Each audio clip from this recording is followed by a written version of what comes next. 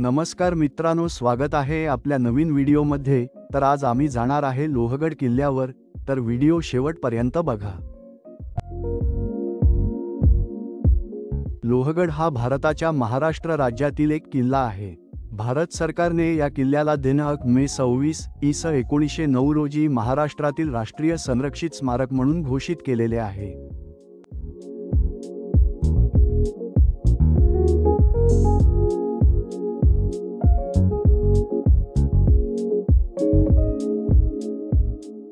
थोडेसे पायऱ्या चढून वर आल्यावर आपल्याला एक तिकीट काउंटर दिसेल। तिथून आपल्याला प्रत्येक व्यक्तीनुसार तिकीट काढून घ्यायचे आहेत। आणि जर तुम्ही गडावरचे फोटो किंवा व्हिडिओ बनवण्यासाठी कॅमेरा घेऊन येत असतील तर त्याचे वेगळे तिकीट काढावे लागते।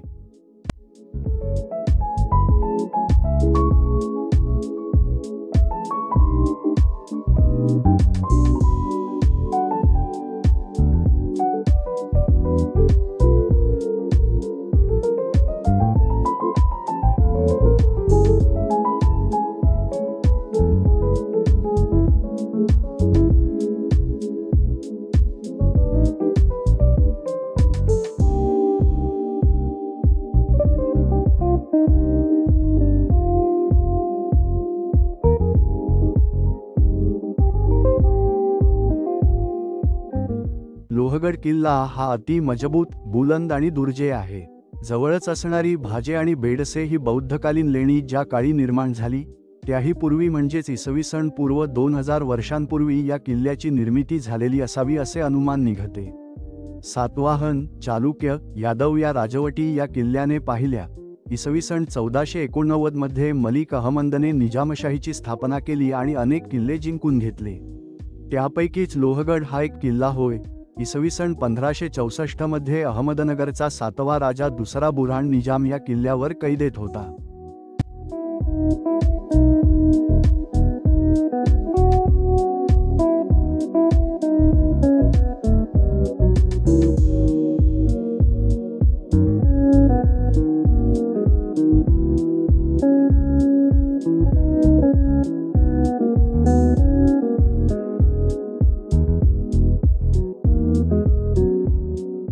गणेश दरवाजा ह्याच्याच डाव्या उजव्या बुरुजाखाली सावळे कुटुंबाचा नरबळी देण्यात आला होता आणि त्याच्या बदल्यात त्यांच्या वंशजांना लोहगडवाडीची पाटीलकी देण्यात आली होती।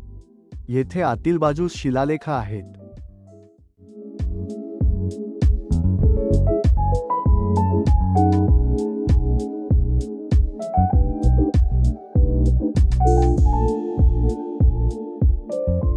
इसवी सन 1630 मध्ये किल्ला आदिलशाहीत आला।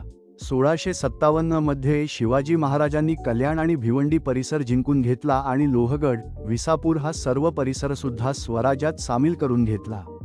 इसवी सन 1665 मध्ये झालेल्या पुरंदरच्या तहात हा किल्ला मुघलांच्या स्वाधीन केला गेला। पुढे 13 मे 1670 मध्ये मराठ्यांनी किल्ला परत जिंकला। पहिल्या सुरत लुटीच्या वेळेस आणलेली संपत्ती नेताजी पालकरने लोहगडावर आणून ठेवली होती। इसवी सन 1713 मध्ये शाहू महाराजांनी कृपावंत होऊन लोहगड कान्होजी आंग्रे यांस दिला। 1720 मध्ये आंग्र्यांकडून तो पेशव्यांकडे आला।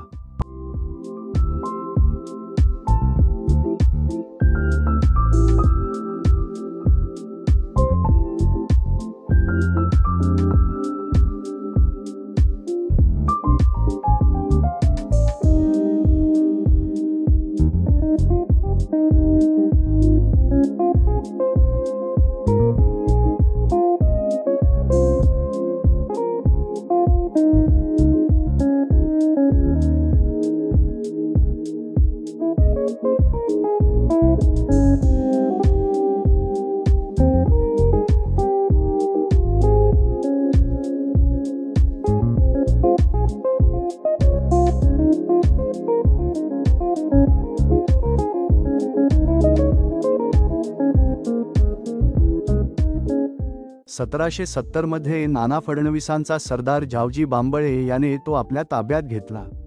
नानांनी पुढे धोंडोपंत निचुरे यांच्याकडे किल्ल्याचा कारभार सोपवला। इसवी सन 1789 मध्ये नानांनी किल्ल्याचे बांधकाम आणखी मजबूत करून घेतले।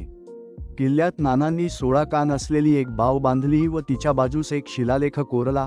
त्याचा अर्थ असा, शके 1711 मध्ये बाळाजी जनार्दन भानू नाना फडणवीस यांनी ही बाव धोंडो बल्लाळ निचुरे यांच्या देखरेखीखाली बाजीचट याचेकडून बांधिवली. नानांनी आपले सर्व द्रव्य निचुऱ्यांचे निगराणीत लोहगडावर आणले. 1800 मध्ये निचुरे कैलासवासी झाले व नंतर 1802 मध्ये त्यांच्या पत्नी किल्ल्यावर येऊन राहिल्या. 1803 मध्ये किल्ला इंग्रजांनी घेतला, पण नंतर दुसऱ्या बाजीरावाने तो पुन्हा जिंकला.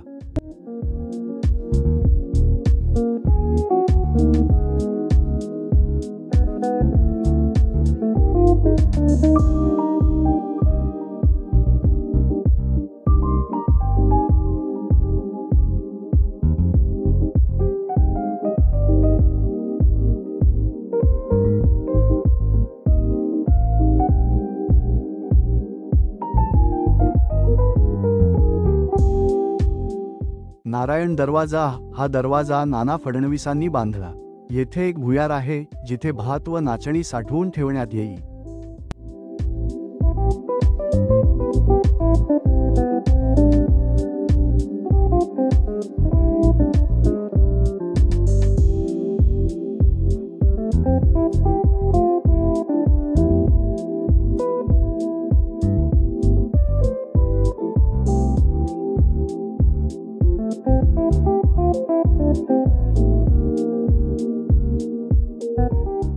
लोहगडाचे सर्वात मोठे वैशिष्ट्य म्हणजे कड्याच्या टोकावर बांधलेली चिरेबंदी वाट.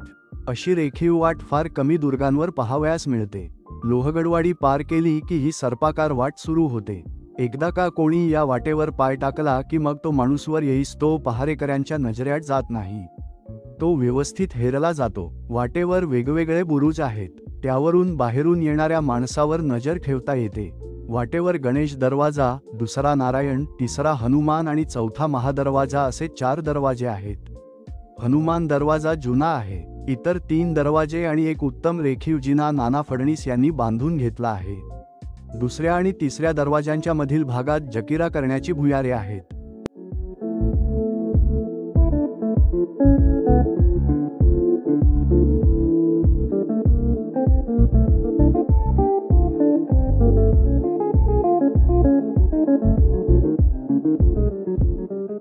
हनुमान दरवाजा हा सर्वात प्राचीन दरवाजा आहे.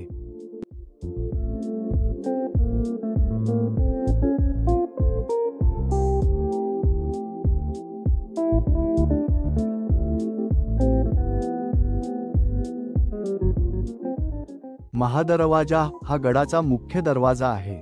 यावर हनुमानाची मूर्ती कोरली आहे. या दरवाज्यांचे काम नाना फडणवीसांनी 1 नोव्हेंबर 1790 ते 11 जून 1794 या कालावधीत केले.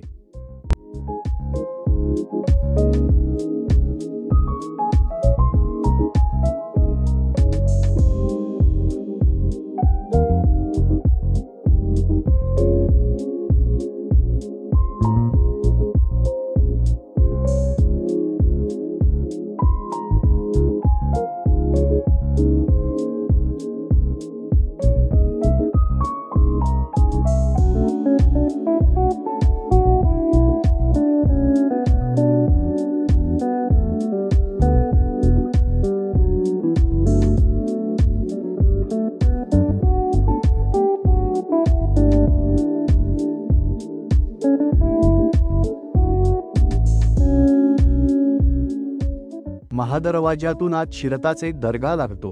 दर्ग्याच्या शेजारी सदर व लोहारखान्याचे भग्र अवशेष आढळतात. याच दर्ग्याच्या बाहेर बांधकामाचा चुना बनविण्याची घाणी आहे. उजवीकडे ध्वजस्तंभ आहे. याच्या जवळच एक तोफ काही हौशी दुर्गप्रेमींनी सिमेंटच्या चौथऱ्यात बसवली आहे. अशीच एक तोफ तुटलेल्या अवस्थेत लक्ष्मी कोठीच्या समोर पडलेली आहे. ध्वजस्तंभाच्या उजवीकडे चालत गेल्यास लक्ष्मी कोठी लागते. या कोठीत राहण्याची सोय होती. कोठीत अनेक खोल्या आहेत.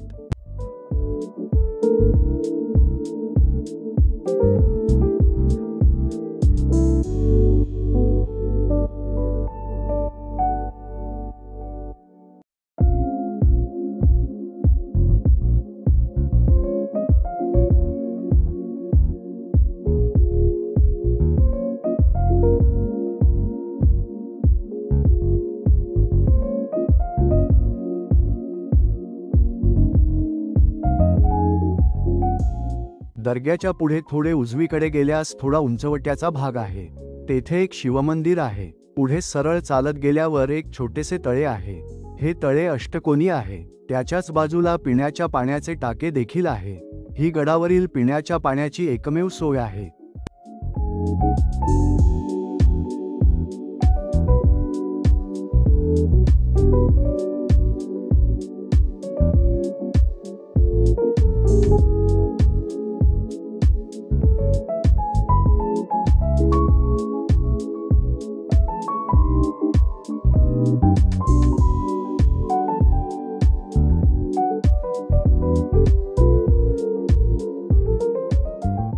लोहगडाचा उपदुर्ग असलेल्या विसापूरवर मोठी सपाटी आहे.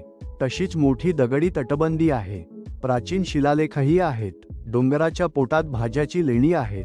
ती इसवी सनापूर्वी कोरलेली आहेत.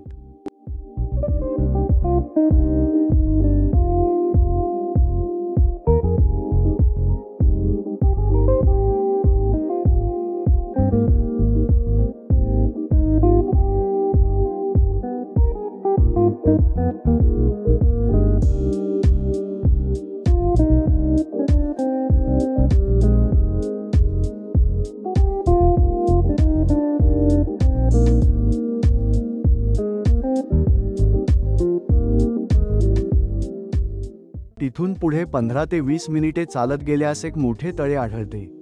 नाना फडणवीसांनी या तळ्याची बांधणी केली आहे. हे तळे 16 कोनी आहे. मोठा तळ्याच्या पुढे विंचुकड्याकडे जाताना वाड्यांचे काही अवशेष दिसतात.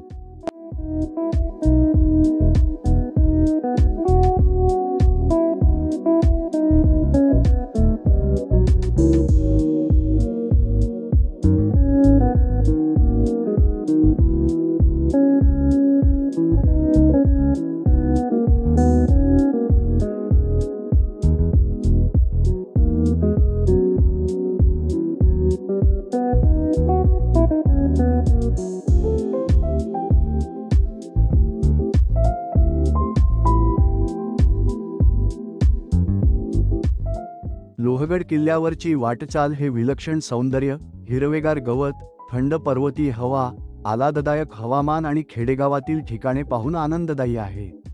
टेकड्यांवर विविध प्रकारचे पक्षी देखील दिसतात. लोहगड किल्ल्याच्या माथ्यावरून गावे, सुंदर बंगले, हॉटेल्स आणि लोणावळ्याचे संपूर्ण हिल स्टेशन दिसते. येथे खरोखर आराम आणि शांतता मिळू शकते. लोहगड किल्ल्याच्या आसपास विविध आकर्षक ठिकाणं उपलब्ध आहेत. किल्ल्यावरून पवना धरणाचे अप्रतिम दृश्य पाहायला मिळते. तसेच तिकोना, तुंग आणि विसापूर किल्ले देखील इथून थोड्याच अंतरावर स्थित आहेत. किल्ल्याच्या भौगोलिक रचनेमुळे ते एक महत्त्वाचे गिरिदुर्ग आहे. किल्ल्याच्या आजूबाजूला नैसर्गिक सौंदर्य असलेला परिसर आहे, जो पर्यटकांना आकर्षित करतो.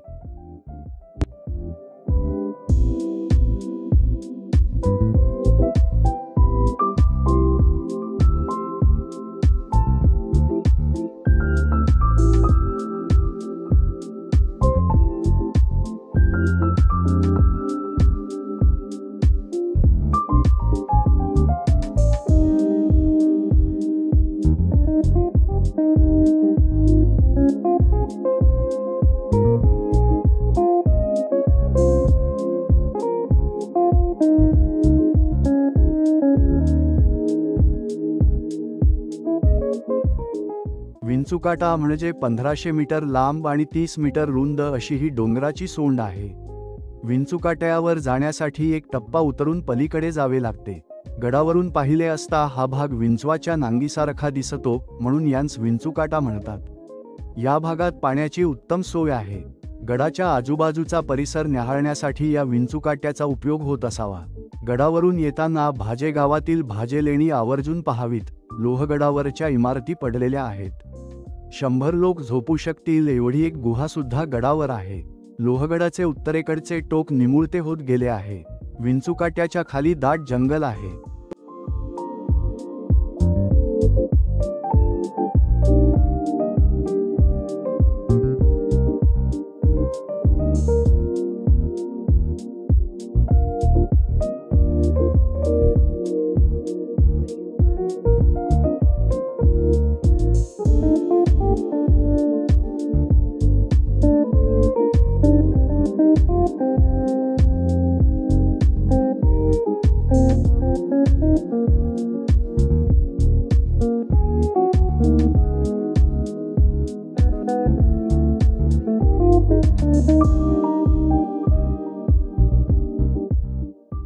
लोहगडावर तुम्ही कधीही कोणत्याही दिवशी जाऊ शकता, पण किल्ल्याला भेट देण्यासाठी उत्तम काळ म्हणजे ऑक्टोबर ते फेब्रुवारी हा होय. या काळात सर्वत्र हिरवळ पसरलेली असते व वातावरण देखील आल्हाददायक असते. पर्यटक हे किल्ल्याला सकाळी 9 ते सायंकाळी 6 या वेळेत भेट देऊ शकतात.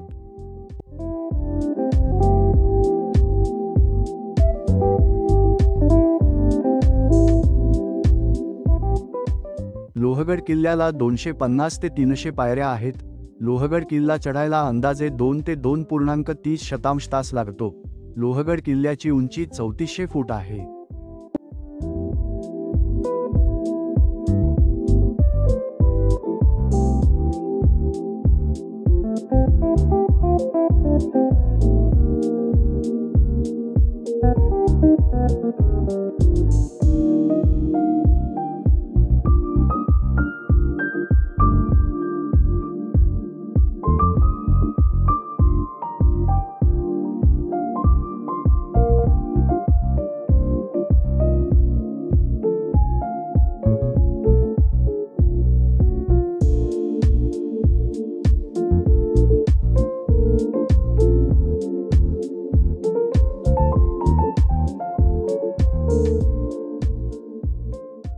जर व्हिडिओ शेवटपर्यंत बघत असाल तर व्हिडिओला लाईक, शेअर आणि सबस्क्राईब करा.